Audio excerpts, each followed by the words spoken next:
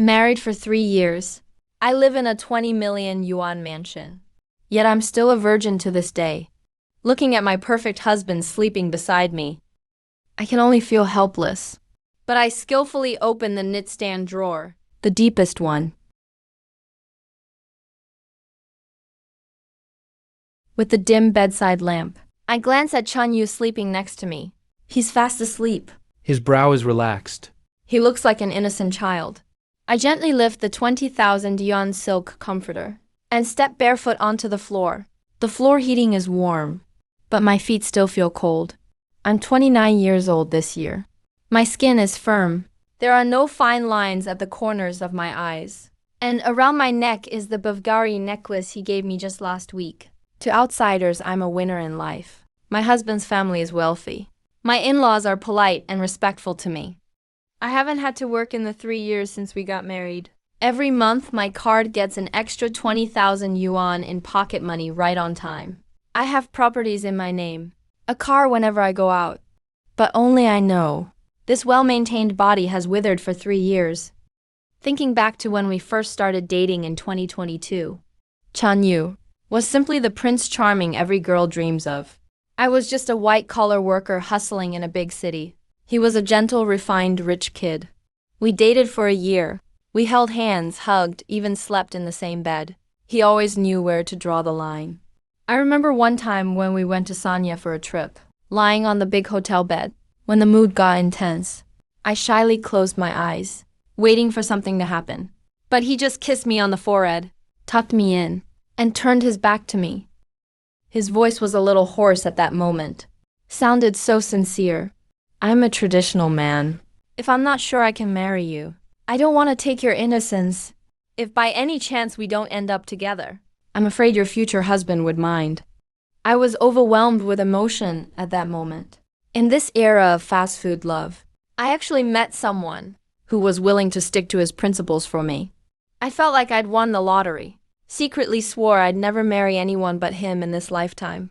2023, we registered our marriage. The wedding was grand and luxurious. A 660,000 yuan bride price was laid out on the table, making me look great in front of my relatives. My mom was beaming with joy, saying I was lucky, that I fell into a nest of fortune. On our wedding night, I changed into carefully prepared lace lingerie, my heart beating like a drum. But that night, Chun Yu was dead drunk, threw up everywhere. I helped clean him up, while comforting myself that there was always time. But I never expected that time would never come. A week after the wedding, then 2, then a month. He always avoided intimacy with excuses of being too tired or feeling unwell, dodged all my advances. Kisses were just fleeting. Hugs were stiff. It felt like I was hugging a warm piece of wood. A woman's intuition is scary. I started suspecting he had someone else, or that he might be gay. Until that night, when I decided to tear off that layer of pretense. I was taking a shower in the bathroom, deliberately didn't take a towel, and called him in to bring me a hair tie. I was betting on a man's instincts. The door opened, steam swirling. I stood naked in front of him. I stared into his eyes, and at his body. There was no reaction at all. No amazement in his eyes. No desire. Only hesitation and panic. At that moment, the stone in my heart finally dropped, but it shattered into pieces. Chun Yu, is there something wrong with you? I wrapped myself in a towel and coldly asked. He froze for a second. Then it was like he dropped a heavy burden, slumped on the toilet lid, hands covering his face. His voice came through his fingers. Yu, I'm sorry, I'm sick. So all that gentlemanly caring was just a carefully packaged lie. He'd known all along that he had a serious dysfunction. Had been in 2 relationships before. Both ended because of this. As he got older, with his parents pressing him, and afraid I'd leave, he made up those high-sounding excuses. I've been getting treatment all along. Really, sometimes it gets a bit better. But then he looked up, his eyes red. Yu, except for this issue, I can give you everything. I'm my parents' only son. As long as you don't divorce me, and don't let this get out, all the family money will be yours in the future. That night, we signed a heartless agreement. He gave me a supplementary credit card with no limit. He added my name to the marriage house. He handed over all his monthly salary, while I sold myself and protected his reputation. For these 3 years, I've lived like someone with split personalities. By day, I'm glamorous and bright, having afternoon tea with my best friend Zhao Zhao, listening to her complain about her lazy husband, who kept her up all night. She's so sick of it, and he never gives her any money. I hold my coffee, a polite smile on my lips, but inside I feel like I'm being stabbed with needles. I want to be worn out too. I want to experience the annoyance of being wanted. You're so lucky. Your husband is handsome and rich, and he dotes on you so much. Never fools around, Zhao Zhao said enviously. All I could do was smile, my facial muscles stiff. Should I tell her? It's not that my husband isn't fooling around. It's that he can't. At night, back in that model home perfect house, what I face is endless emptiness. We do hug sometimes, and try.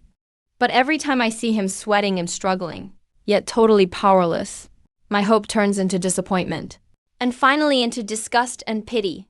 It's suffocating. I'm a normal woman, in the prime of my life at 28. That stirring inside me feels like magma, but it has nowhere to go. I started buying those cold, mechanical toys online, hiding in the bathroom watching videos on my phone, biting a towel to keep from making a sound. And after looking at my flushed face in the mirror, I feel like a shameless beauty and a pitiful beggar at the same time. The hardest part isn't the physical need, it's the emptiness in my heart. I'm not short on money, but took an easy admin job just to pass the time. 6 months ago, at the company annual party, I ran into my former coworker, Edgy. He's 2 years younger than me, full of energy, with a burning look in his eyes every time he sees me. After dinner that night, Ajit drove me home, parked the car at my apartment complex entrance, the car filled with sultry jazz music. Liu, I've actually always liked you. She suddenly leaned in close. The scent of young male hormones instantly made my heart race. Every cell in my body was screaming to say yes to him. I missed the feeling of being desired by a man. That rough, real urge. His lips moved toward mine. Right as they were about to touch me, my phone screen lit up. It was a bank text message. Reminder, your account received 20,000 RMB. Fine, wife. You've worked hard this month. Buy something tasty. Those numbers felt like a bucket of ice water dumped over my head. I suddenly pushed Ji away, frantically fixed my hair. Sorry, I'm married. I rushed out of the car, standing in the cold wind, watching Ji's car drive away. I cried, crouching by the roadside, sobbing uncontrollably. Not only did I lose happiness, I also lost the right to love. I took Chanyu's money, so I have to follow his rules. I'm a canary kept in a cage by his money.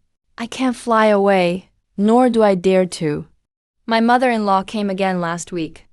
She brought 2 big bags of dark herbal medicine that she got from some unknown old Chinese doctor, begged for those secret prescriptions.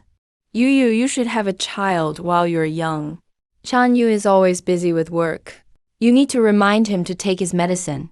Mother-in-law held my hand and spoke earnestly. She didn't know about her son's problem.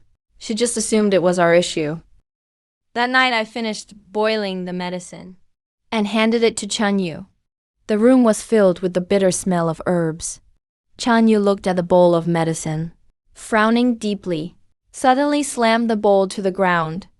Hey, I've been drinking it for 3 years. Has it helped? He shouted hysterically. Black medicine splashed onto my silk nightgown, looking like dirty stains. After yelling, he started to cry, clinging to my thigh. I'm sorry. It's my fault. I'm useless. Let's try IVF, okay? I want to have a child. I looked at this man kneeling on the floor. He was suffering too. I knew he was even more miserable than I was, because it was a loss of dignity as a man. Suddenly, I felt sick. IVF? That means my body would become a baby-making machine, and the process would still have nothing to do with love, only cold instruments and pain. But can I refuse? I thought about the new apartment my parents live in. Chan Yu paid for it in full. I thought about my brother's study abroad expenses. Chan Yu promised to cover them. I thought about the cabinet full of Hermes and Chanel. I slowly crouched down, patted his head, like coaxing an injured dog. Okay, we'll do IVF. The next day, Chan Yu wanted to make it up to me. He transferred 50,000 yuan to me. I took the money to the mall and bought the most expensive perfume. I sprayed it on my wrist, smelling it intensely. The scent was high-end, covered up the lingering smell of herbs at home, and also masked the rotten scent on me. People say when a woman chooses a man, it's either for money or for love. I got the money. Everyone says I'm practical. If I get divorced for love, everyone will say I'm stupid, that I'm lucky but don't appreciate it. After all, in these days where poverty is laughed at, not prostitution, so many envy that I don't have to work, living in luxury. But I know. I actually died a long time ago. Died on that wedding night in 2023. The rest of my life. It's just a glamorous shell, drying out slowly through the years.